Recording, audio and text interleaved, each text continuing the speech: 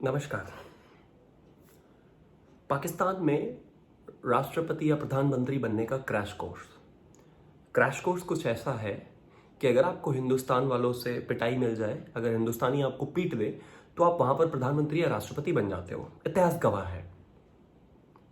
1999 में अटल जी ने नवाज शरीफ को पीटा, फिर से बन गया। इमरान खान को सचिन तेंदुलकर ने पीटा, फिर से बन गया। आर्मी आए दिन इनको पीटती ही रहती है, आतंकवादियों को 72 हुरों के पास भेजती ही रहती है। उसी राह पर एक नया कीड़ा शाहिद अफरीदी के नाम से आया है, जिसको लगता है कि अगर वो हिंदुस्तान से पिटाई खाएगा या गालियां खाएगा या अच्छी हिट्स खाएगा तो शायद कुछ बन जाए। शाहिद अफरीदी, अगर आपको कुछ बनना है तो उसके लिए सबसे पहले क्या करना पड़ेगा? मैं सहवाग भाई को बोलता हूं, वो एक बार अपना रिटायरमेंट कैंसिल करके फिर से आएंगे, तेरे को छक्के लगवाने पड़ेंगे बढ़िया करके। मतलब आजकल हमारे हिंदुस्तान में कैरेमिनाटी ही छक्कों को छक्के बहुत मार रहा है। लेकिन अगर तुझे पिटना है अच्छे से और कुछ बनना है तो उसके लिए सहवाग भाई को फिर से बुलाना पड़ेगा। एक बार ढंग से पिटाई खा ले, मुझे पूरी उम्मीद है जैसे इमरान खान बन गया वहां पर, एक दिन तू भी बन जाएगा जरूर। लेकिन उसके लिए पिटना बेहद जरूरी है, क्योंकि बिना पिटाई के तो वहां पर कोई प्रधानमंत्री राष्ट्रपति बना नहीं ना। जैसे आप पिटोगे वैसे वैसे आप आगे बढ़ते जाओगे, यानी कि बड़ा भाई हिंदुस्तान आपको पीटेगा और तभी आपका कुछ हो सकता है। खैर, इससे नीचे आते हैं। अगर आप इंटरेस्टिंगली कुछ फैक्ट्स देखोगे, शाहिद अफरीदी ने कहा है कि हिंदुस्तान के प्रधानमंत्री के दिमाग में धर्म के नाम की एक बीमारी बढ़ गई है जो कोरोना से भी बड़ी है।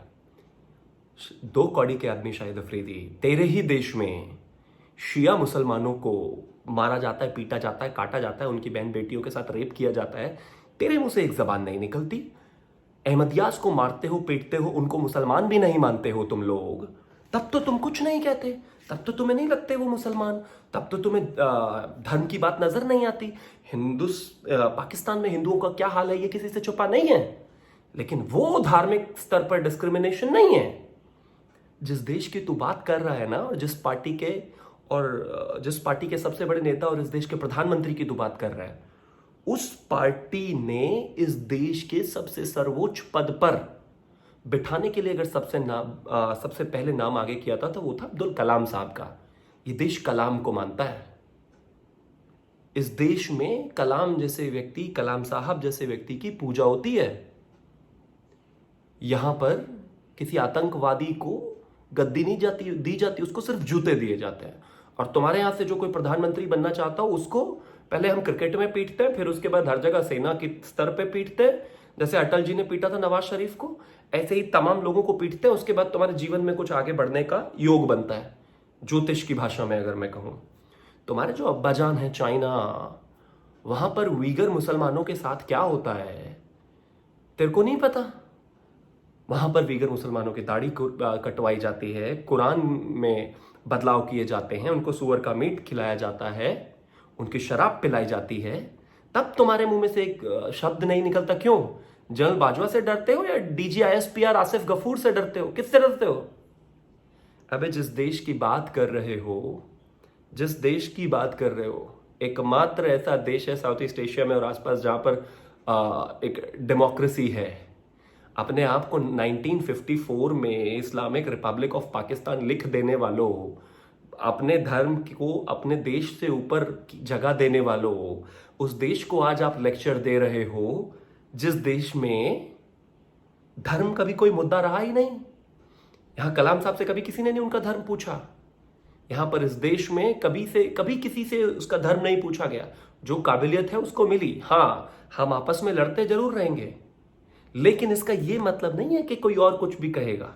इस देश में हिंदू हो, मुसलमान हो, सिख हो, ईसाई हो, सबको बराबर अपॉर्चुनिटीज मिलती हैं। और आपकी तरह नहीं कि अपने ही देश में मुसलमानों को भी मारोगे, अहमदियास को भी मारोगे, शियाओं को भी मारोगे, हिंदुओं को भी मारोगे, जैन्स को भी मारोगे, कुछ नहीं बोलोगे। चाइना में आपके जो अब्बाजान चाइना है, वहां पर उइगर मुसलमानों को मारा जाएगा, काटा जाएगा, उनकी माँ बेटियों के साथ बलात्कार किया जाएगा, लेकिन उस पर कुछ बोलोगे नहीं, क्योंकि अब्बाजान पैसे भिजवाते रहते हैं, मंथली EMI जो मिलती है आपकी सेना को, और आपकी औकात नहीं है कि आप 2 शब्द उस पर बोल दो, क्योंकि पता है कि अगर आप उस पर बोलोगे तो अगले दिन गोली कहां से निकलेगी आपको पता है। अब हिंदुस्तान से इतना ही पिटने का शौक था तो गलती कर दी ना, ये पॉलिटिक्स पहले शुरू करनी चाहिए थी, जब तू क्रिकेट खेल रहा था, जब तेरे को हर रोज बढ़िया हिट मिल रही थी, बढ़िया पिटाई दे रही थी हिंदुस्तान की क्रिकेट टीम। और मेरा तो युवराज भाई से भी एक आह्वान रहेगा कि उन्होंने इस व्यक्ति के लिए अपनी एक अपील पोस्ट की थी कि ठीक है, शाहिद अफरीदी के कहने पर डोनेट किया जाए पाकिस्तान को। इस आदमी के, शाहिद अफरीदी, तेरे को अगर आगे बढ़ना है, प्रधानमंत्री बनना है पाकिस्तान का, तो युवराज भाई से एक बार बात कर ले, एक मैच फिक्स करा ले। तेरे को 6-7 छक्के जब तक पड़ेंगे नहीं, जब तक तेरी ढंग से पिटाई नहीं होगी, जब तक तेरा कोई करियर नहीं है पाकिस्तान में। पाकिस्तान में कुछ बनना है तो हिंदुस्तान से पिटाई खाओ। अब फैसला आपका। और हाँ, अपने इस गोबर जैसी शक्ल को हमेशा बंद रखा कर, क्योंकि इस देश में, इस मुल्क में अब वैसी सरकारें नहीं है जो कुछ सुनेंगे तुम्हारे बारे में, तुम्हारी बातें। जैसी भाषा में बोलोगे वैसी भाषा में ही जवाब देगी। हिंदुस्तान की आर्मी, हिंदुस्तान की सेना, हिंदुस्तान का जवान, हिंदुस्तान का पॉलिटिशियन, राजनेता, जनता, क्रिकेटर, सब साला खाते यहां की हो, गाते कहीं और की हो। अभी भी अगर शर्म नहीं आई तो कब शर्म आएगी? और ये भाग भाग में बार बार आकर, भाग भाग कर कश्मीर विजिट करने से कुछ नहीं होने वाला। कितना भी कश्मीर विजिट कर लो, उसका तो नक्शा बदल दिया है हिंदुस्तान की सरकार ने, पहले से ही लेआउट तैयार है। जितना घूमना है गिलगिट बाल्टिस्तान में, जो टूर वूर करना है अभी कर लो कोरोना के दौरान। कहीं ऐसा तो नहीं कि जनता के मिलने के बहाने से तुम गिलगिट बाल्टिस्तान को आखिरी बार देखने आए थे और मैं ये वीडियो बना रहा हूं, ऐसा ना हो कि सच में मुंह पे सरस्वती बैठी हो जबान पर, और अगली बार जब तुम गिलगिट बाल्टिस्तान तुम्हें घूमने का मौका ही ना मिले, क्योंकि वो तो हिंदुस्तान का एक अटूट हिस्सा है ना, जिसको दबा कर बैठे हो। निकलेगा जरूर। और हाँ, एक और बात याद करना, अगर कुछ बनना है पाकिस्तान में तो या तो क्रिकेट टीम से मिले, या कैरेमिनाटी भी आजकल अच्छा काम कर रहा है। धन्यवाद।